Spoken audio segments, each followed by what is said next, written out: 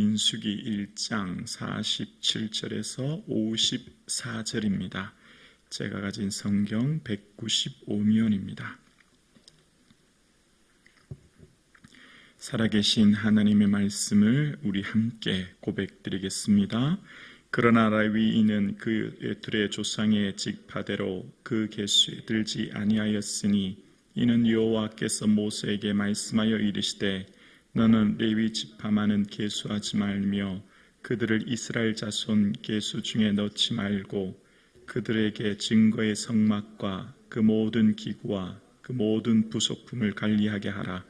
그들은 그 성막과 그 모든 기구를 운반하며 거기서 봉사하며 성막 주위에 진을 칠지며 성막을 운반할 때에는 레위인이 그것을 걷고 성막을 세울 때에는 레위인이 그것을 세울 것이요 외인이 가까이 오면 죽일지며 이스라엘 자손은 막사를 치되 그 진영별로 각각 그 진영과 군기 곁에 칠 것이나 레위인은 증거의 성막 사반에 진을 쳐서 이스라엘 자손의 회중에게 진노가 임하지 않게 할 것이라. 레위인은 증거의 성막에 대한 책임을 지킬지니라 하셨습니다. 이스라엘 자손이 그대로 행하되 여호와께서 모세에게 명하신 대로 행하였더라. 아멘. 이스라엘 백성들은 더 이상 노예가 아니라 하나님의 거룩한 군대입니다. 그래서 지난 시간 하나님께서는 이스라엘 지파별로 숫자를 세라고 하십니다. 여러분, 하나님이 이스라엘의 지파별 숫자를 모르셨을까요? 하나님이 이스라엘의 20세 이상 된 남자의 수를 몰라서 세라고 하셨을까요? 결코 그렇지 않습니다. 하나님은 누구보다도 이스라엘에 대해서 잘 알고 계시지요. 그런데 그들에게 왜 숫자를 세라고 하실까요? 왜 지파의 대표 지파장이 각각 집집마다 방문해서 20세대 이상 된 사람들의 이름을 각각 적어 기록하라고 하실까요? 그들의 정체성을 분명히 하라는 것이죠. 더 이상 너희는 노예가 아니라는 겁니다. 430년이 마치는 그날에 여호와의 군대가 애굽에서 나왔다고 말씀하시죠. 하나님의 군대로 부름받았습니다. 그리고 그들의 숫자를 다시금 셈으로써 60만 3,350명이라고 하는 60만 3,550명이라고 하는 숫자를 통해서 하나님의 약속이 어떻게 성취되었는가를 또한 새롭게 보여주는 겁니다. 여러분, 야곱이 12 아들을 축복하잖아요. 그 축복할 때 특별하게 유다와 그 요셉에게는 놀라운 복을 하지 않습니까? 유다의 그 축복, 유다에게서 향하신 하나님의 축복, 또 요셉에게 향하신 하나님의 축복이 이루어진 것을 오늘 본문을 통해 알 수 있는데요.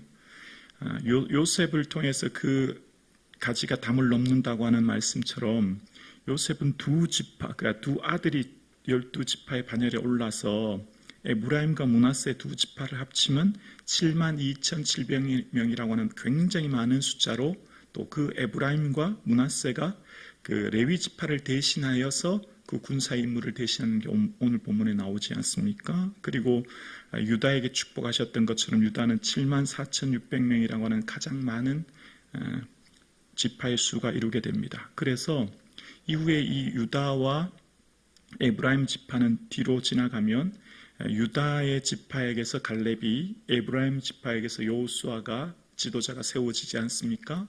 그리고 시간이 더 흘러가면 하나님의 약속이 어떻게 성취되지요? 남유다, 남쪽에는 유다 지파가, 북쪽의 대표적인 지파는 에브라임이 그렇게 세워집니다. 야곱을 통해서 축복하신 그 축복이 어떻게 하나님의 약속이 성취되는 것을 똑똑히 보여주시는 거지요. 하나님의 언약의 약속이 성취되듯이 우리에게 하신 하나님의 말씀이 성취되고 하나님 다시 오시리라 말씀하신 그 예수님께서는 도적과 같이 오시기에 우리도 다시 오실 그 주님의 날을 기다리는 준비하는 저와 여러분 되기를 주님의 이름으로 축원합니다. 또한 우리는 하나님의 군대입니다. 하나님께서는 애굽의 관점으로 봤을 때 이스라엘은 노예지만 하나님의 관점으로 봤을 때 이스라엘은 하나님의 군대입니다.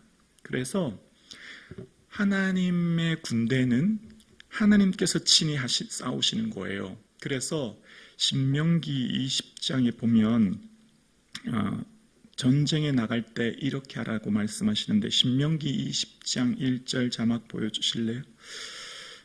내가 나가서 적군과 싸우려고 할 때에, 이제 전쟁할 때죠. 말과 병과 백성이 너보다 많음을 볼지라도 그들을 두려워하지 말라. 애굽 땅에서 너를 인도하여 내신 내 하나님 여호와께서 너와 함께 하시느니라. 걱정하지 말라는 거예요. 하나님 우리와 함께 하시기 때문에요. 그래서 20장 4절에 보면, 자, 그 전쟁을 누가 전쟁을 이기게 하시냐? 4절 함께 고백할까요? 시작. 너희 하나님 여호와는 너희와 함께 행하시며 너희를 위하여 너희 적군과 싸우시고 구원하실 것이라 할 것이며. 아멘. 너희는 하나님의 군대야. 그런데 걱정하지 마라. 네가 앞으로 나아갈 때 아무리 적군이 숫자가 많고 병거가 많고 군사가 많고 말이 많아도 걱정하지 마라. 내가 함께 갈 거야. 그리고 내가 너희 적군과 싸워서 너희를 구원할 거야. 누구와 말씀하셨죠? 하나님이 말씀하신 거예요. 너희는 하나님의 군대인데 너희가 무능하고 무기가 없고 전술이 없어? 괜찮다. 내가 다 할 거야. 내가 하는 것에 내가 너희와 함께 하기 때문이야. 그래서 너는 내가 하자고 하는 그 말에 순종만 하면 너희 삶에 놀라운 역사를 볼 거야. 걱정하지 마. 라고 말씀하세요. 우리는 하나님의 군대입니다. 세상 사람들이 우리를 뭐라고 해도 상관없어요. 하나님은 우리를 하나님의 영적인 군사로 세우시고 하나님의 거룩한 군대로 우리를 부르셨고 하나님 우리와 함께하고 계세요. 우리에게 요구하는 것 다른 것 없어요. 내가 너희와 함께 할 거야. 그리고 내가 친히 너희와 함께 싸울 거다. 전쟁은 여호와께 속한 것이다. 전쟁은 하나님께 속한 거야. 내가 너희와 함께해서 내가 너희를 구원하여 싸울 것이니 두려워하지 말라 말씀하십니다. 그래서 하나님의 사람들에게 세운 이 전쟁에는 하나님이 우리의 삶에 임재하시고 자정하시는 게 너무너무 중요해요. 너희와 함께 하신다라고 말씀하셨죠. 그래서 하나님이 우리와 함께 하시는 것, 이것이야말로 전쟁에서 승리하는 가장 중요한 요소예요. 하나님의 임재이죠. 하나님의 거룩한 임재. 하나님과 동행하기 위해는 두 가지가 필요합니다. 거룩과 순종입니다. 우리가 하나님과 동행하기 위해서는 하나님께는 죄인이 가까이 갈 수 없지요. 그래서 이 거룩과 순종이 너무너무 중요한데, 그래서 그 하나님의 임재인 성적인 성막을 짓게 하시죠. 이스라엘이 애굽에서 나올 때가 해의 첫 달이 시작되게 하라고 하셨고 6월절을 마친 다음 1월 15일 출발해요. 1월 15일 출발한 다음에 3월 1일 시내산에 도착합니다. 그리고 시내산에 도착해서 언약을 세우시고 제사법을 주시고 그곳에 성막을 짓지란 말씀을 하시고, 그리고 도착한 다음인 2년 1월 1일에 성막을 짓니다. 2년 1월 1일. 좀 헷갈리십니까? 2년 1월 1일 될 때 40장 17절에 보면 성막을 완성하게 됩니다.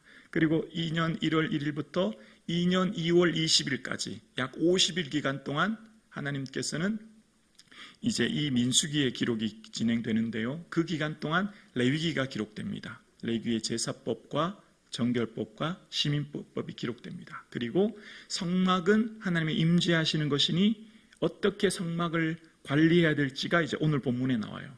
오늘 본문을 사진을 먼저 보면 간단하게 이 얘기입니다. 사진을 한번 보여주실래요? 지금 이 얘기가 오늘 본문의 이야기입니다. 맨 중심에 뭐가 있죠? 성막이 있습니다. 그리고 성막 주변에 레위 지파가 진을 치죠. 외인을 가까이 하지 못하도록. 그래서 하나님의 진노가 임하지 않도록. 특별히 이제 다음에 또 살펴볼 텐데요. 동쪽은 레위 지파 중에서도 동쪽에 있는 것은 제사장들, 모세, 아론의 자손들, 제사장들이 지키게 되고 성막 주위에 레위 지파가 진을 치죠. 그 다음에 12지파가 그 주변에 진을 치게 됩니다. 네, 이상입니다. 그래서 오늘 본문은 49절을 먼저 보면 49절에 너는 레위 지파만은 계수하지 말며 그들을 이스라엘 자손 계수 중에 넣지 말고 50절이요 그들에게 증거의 성막과 그 모든 기구와 그 모든 부속품을 관리하게 하라. 그들은 그 성막과 그 모든 기구를 운반하며 거기서 봉사하며 성막 주위에 진을 칠지며 51절이요. 성막을 운반할 때에는 레위인이 그것을 걷고 성막을 세울 때에는 레위인이 그것을 세울 것이요.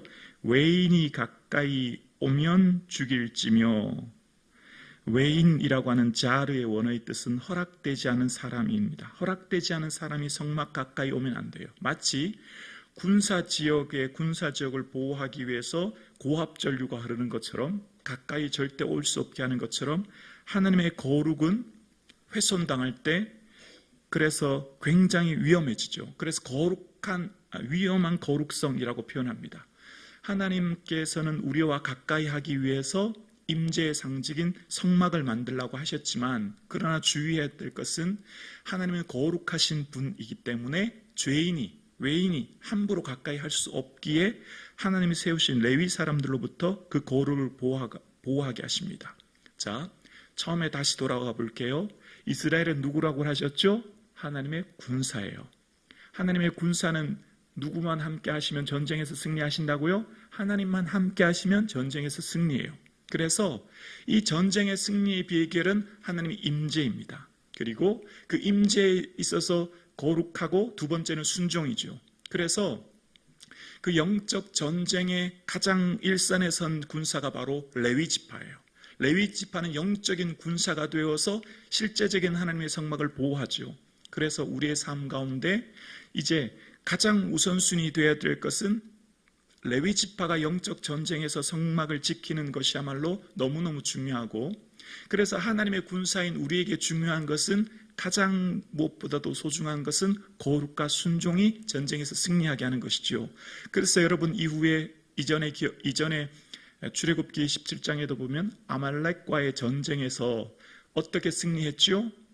모세가 손을 들면 이스라엘이 이겼어요. 반대로 모세가 손을 내리면 전쟁에서 지게 되죠. 이것이 바로 영적 전쟁의 승리의 비결인 거예요.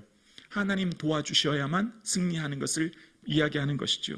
그래서 하나님의 거룩은 함부로 근접할 수 없어서 하나님께서 택하신 그 성막에 거룩함으로 보호해야 되고 그 말씀에 순종함으로 그 거룩을 지킬 수 있어요. 그래서 여러분 레위기 10장에 보면 나답과 아비후가 다른 불을 가지고 제사 드리다가 죽게 되는 것을 보이지 않습니까?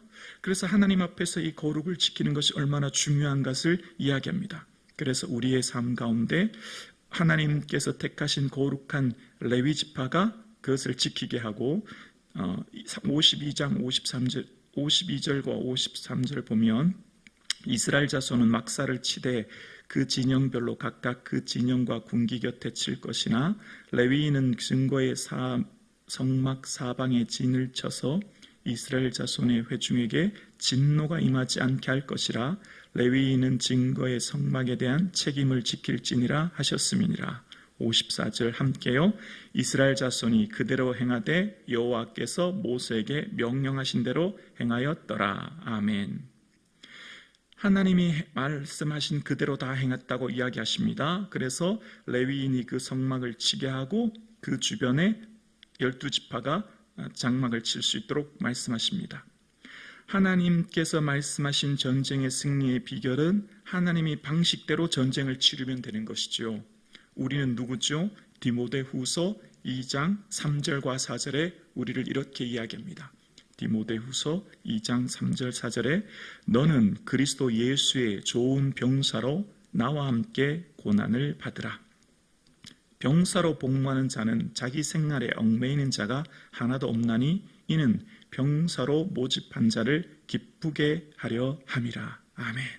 우리는 그리스도의 좋은 군사요 하나님의 부름받은 군사로 부름받은 우리는 오직 주님을 기쁘시게 하며 주님의 말씀에 순종하기 위해 오늘 우리의 삶을 살아가고 있는 것이죠. 우리는 하나님의 거룩한 좋은 군사로 쓰임받은 우리는 이 땅을 살아가는 우리에게 강력한 무기를 주셨습니다. 세상 무엇보다도 강력한 무기를 주셨는데 그것이 바로 고린도후서 10장 4절이죠. 우리의 싸우는 무기는 육신에 속한 것이 아니요 어떠한 견고한 진도 무너뜨리는 하나님의 능력이라.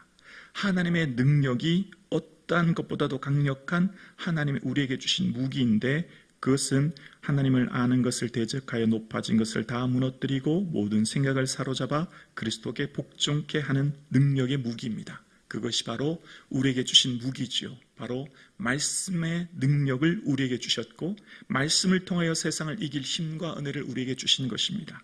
오늘 살아가는 저와 여러분의 삶 가운데, 이 사순절을 살아가는 저와 여러분의 삶 가운데, 인생의 긴 여정을 살아가는 저와 여러분의 삶 가운데 인생의 승패는 하나님께 달려있고, 우리의 삶의 최우선순위에 예배를 둘 수 있기를 주님의 이름으로 축원합니다.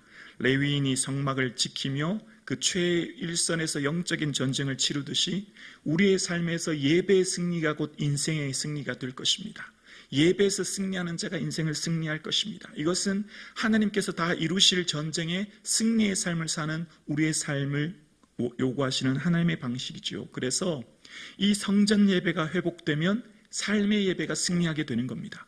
성전 예배가 온전히 이루어지면 삶의 예배가 온전히 이루어지게 되는 것이지요. 그래서 우리의 삶의 최우선순위에 하나님을 예배함으로 하나님께서 주시는 영적 군사로 세워지는 저와 여러분 되기를 주님의 이름으로 축원합니다.